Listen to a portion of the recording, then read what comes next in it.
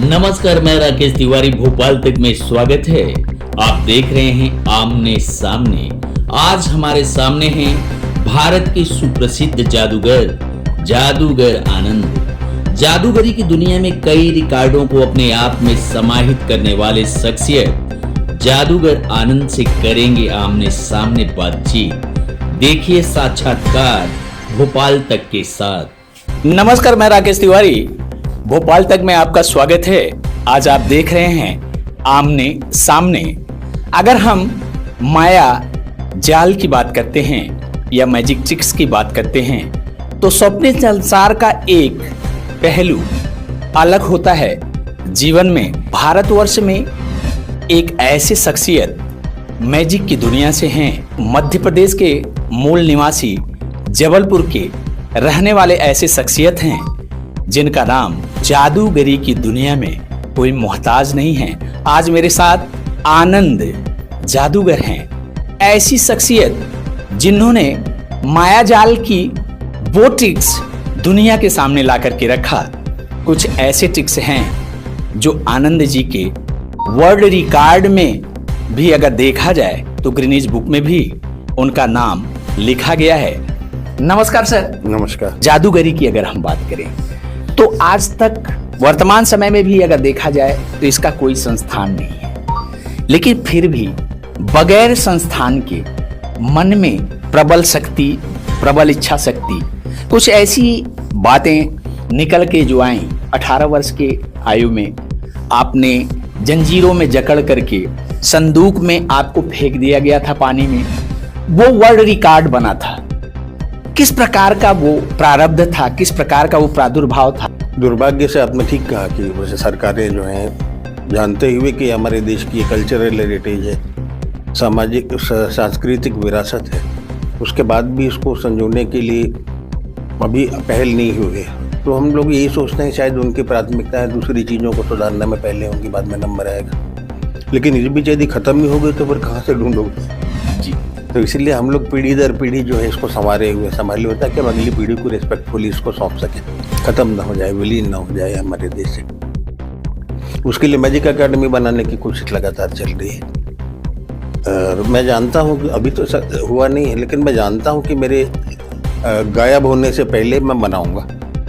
गायब होने के पहले मैं मैजिक एकेडमी बनाऊंगा।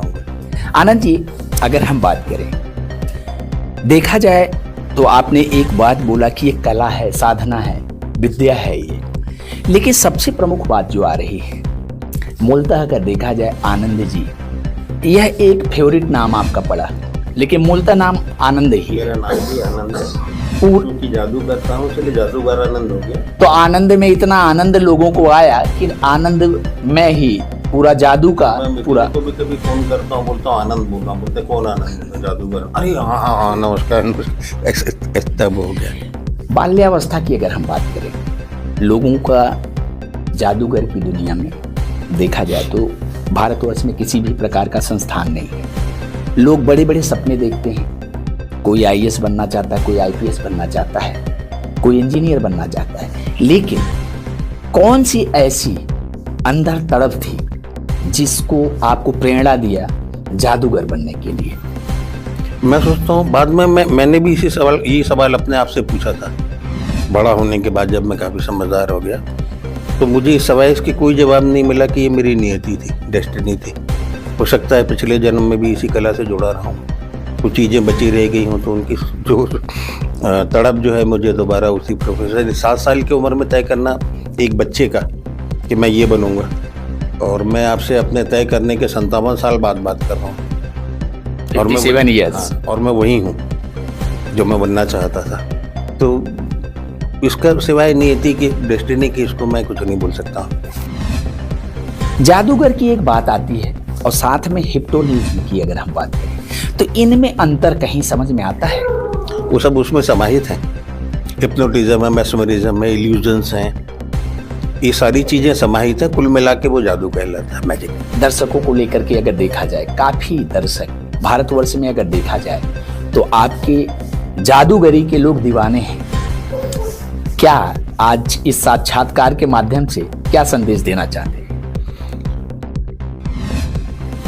कुछ चीज़ें ऐसी हैं जो एक एज ऑफ फैंटेसी होती है। बच्चे जब बड़े होने लगते हैं तो उनको परी पे भी विश्वास होता है, उड़ने वाले घोड़े पे भी यकीन होता है। धीरे धीरे जब बड़े होते जाते हैं तो हमको लगता है नहीं वो उम्र थी जहाँ पे वो नहीं।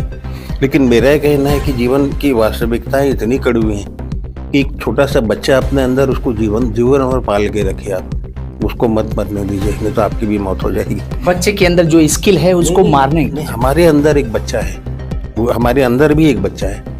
उस बच्चे को हमें जीवित रखना है और स्वतंत्र रखना है, क्योंकि जीवन का रस उसी बच्चे का है जो आपके अंदर समाहित है। तो वो थोड़ा सा बचपना जीवन में रखना बहुत जरूरी है, नहीं तो जीवन बोझ बन जाएगा।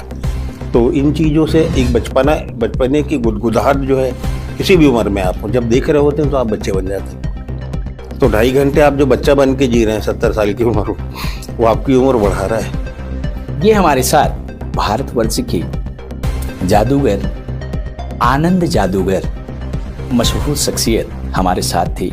उनका साफ ही कहना था कि दर्शकों की दीर्घा में बैठे हुए 2.5 घंटे जो शाब्दिक और एक लालायितपन होता है देखने का, तो उसमें हर व्यक्ति के पास एक बच्चा होता है दिल में। उस बच्चे के दिल की जो भावनाएं होती हैं उसको कभी मरने न दिया जाए। देखते रहिए भोपाल तक। मैं राकेश तिवारी। जय हिंद, जय भारत।